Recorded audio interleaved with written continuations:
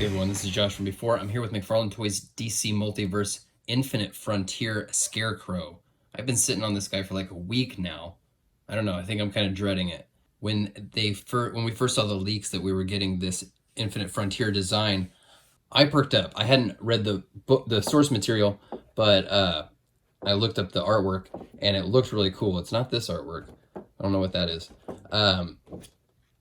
It looked like such a kooky, crazy, cool design that I was like, oh, this has potential. This could be an all-timer.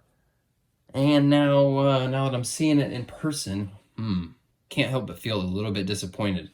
Of course, that's the cautionary tale of getting your hopes up. I try to stay pretty calm and neutral until I see the thing in hand. I got my hopes up in this case, and yeah, we'll find out. All right, I've had them out for a few minutes here, and they keep pulling me in two different directions. Obviously, the first big takeaway is he's missing paint to the point of feeling incomplete. Honestly, just not enough definition there, and these big solid chunks of unpainted material. But then I get him out, and I'm like, well, he feels really good in hand, and I think this is actually going to be a really fun figure to play with. But then this leg isn't on very well here. It keeps wanting to come off, like just right away. This thing is like not pegged on properly. It's super loose. Look at this. This is annoying the hell out of me already. Yeah, I might need to get a replacement here because this is just, that's going to kill my buzz. So let's start looking at him here. The straw hat, the really amazing sculpt, and the great paint app here, the highlights that bring out the bits of straw, the ends of those, looks very cool. And then come underneath here. Okay, very cool sculpt. So he's got this gas mask that looks kind of like a mosquito's proboscis, and this frowny face that's stitched over. I wish there'd been a bit more paint on the stitches. You can see there's a light sort of dry brush highlight there on the mask. That was a wasted paint app, in my opinion. There's not enough contrast really to bring that out, and it should be on the stitches and bring out that frowny face smile. Some highlights on the hair would have gone a long way too, but such a cool sculpt in that hair. So we come down here to his outfit, which has got these like overlapping layers of sort of like ponchos, woven materials. And you get like, I love on the red pieces here how there's two separate sort of grains of fabric woven look there. You can even see on the tassels on the end, there's a little bit of sculpt. I wish that was a little bit more prominent. Pieces like this big long hanging strand are amazing. And then you come up to these green pieces where like they're stitched together, and that's very cool. There's a very deep sort of separation there underneath where it's stitched. But then these pieces here and this texture here, I don't know if it's meant to be sort of like the pattern, the design of the sort of woven material, or if it's meant to be like the fabric texture. Just another reason we need paint. And then of course it ends very abruptly right underneath that hair, which is, I mean, you can see it through there. It looks a little odd where it just ends like that. The way all these pieces work, it works pretty well in my opinion, and it's really more continued impressive use of this soft fabric material. It's pegged in there. I think that's the right choice. Avoid like the Harley Quinn's dress situation where there's just way too many overlapping layers. Like for example, this one I think could have started even lower, just so there's not so much happening right there. But despite all these and look, even the detail underneath here, you're not really seeing that much of. It looks good. So in spite of all these different overlapping materials, there's a ton of movement at this torso. This is super cool.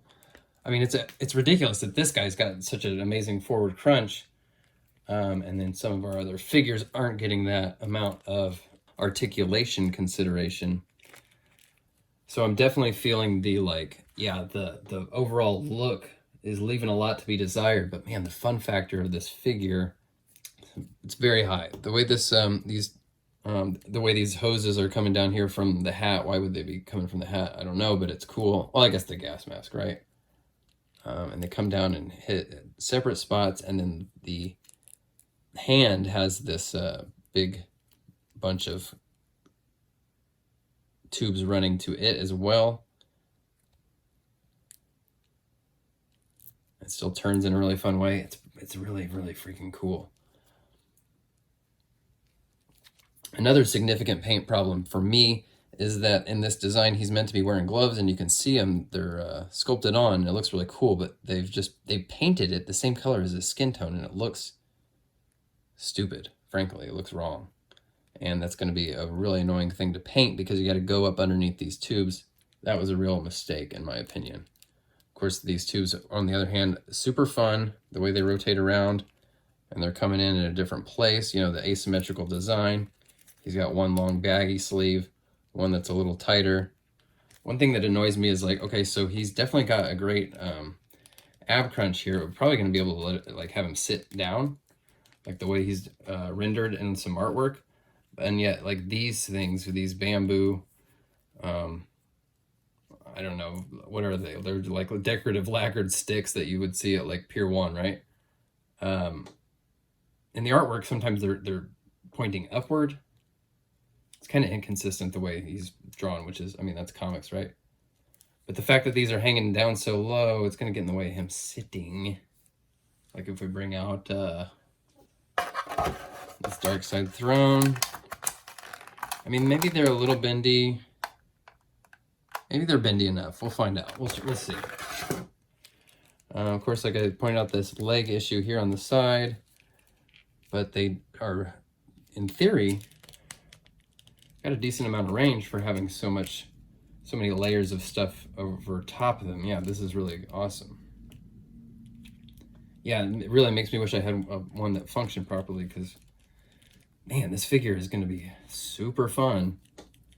Yeah, the fig rocks. I mean, the look it's missing a lot. It needs a lot of love to really get to a place where it's like, yeah, this is what I want on my shelf.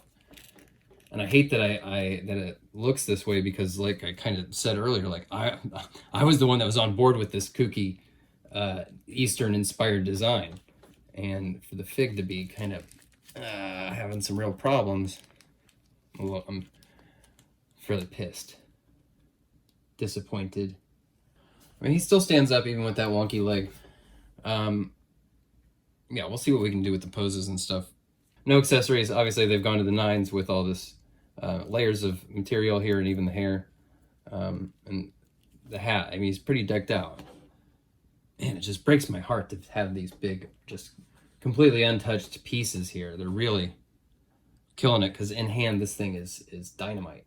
All right, we'll stand them up here next to some heroes real quick, but I want to move past these guys and get to... Now, looking at them here with some other villains, you know, with all the figures that Todd's hitting us with lately, I'm going to start being a little bit more picky and choosy. Like, I don't need too many more Flashes or Lanterns even. But the Rogues Gallery, you can keep giving them to me all day, and I'm going to be there for it. And I'm going to have, you know, a shelf with maybe some traditional-ish looking versions of them. You know, a shelf with paired up, you know, with some of the weird oddball or, you know, darker iterations, and so on. And I'm saying this to reiterate, like, I am the guy who this design was kind of, you know, made for, right? I'm the one that's on board with this weird stuff, and for them to kind of be missing the mark on the overall execution, as far as the overall just finished look, it really hurts. But fortunately, you know, like this Hush here, that guy looked pretty bad out of the box, and with a quick blackwash, we were able to bring him back to life. So hopefully, it won't take too much to get this guy looking a little bit better, make him a little more presentable. So that is Infinite Frontier Scarecrow. If this design is speaking to you, then I would say pick this guy up, and you're going to have a lot of fun with it in hand. But if not, just pass. You know, you don't need them all. I've had some real issues with this. I'm going to have to find another one, because this leg's going to drive me nuts, and I want to be able to, yeah, do some fun stuff with this. This guy's made to be able to move in some pretty cool ways. And there's some fun, unique business going on here with his design, but missing the mark big time on paint. He's a bit of an eyesore, frankly, right out of the box. He's going to need some love to get him up to snuff, right? All right, guys. That's all I got for this one. I will talk to you all very soon. Until then, thanks for watching. Bye.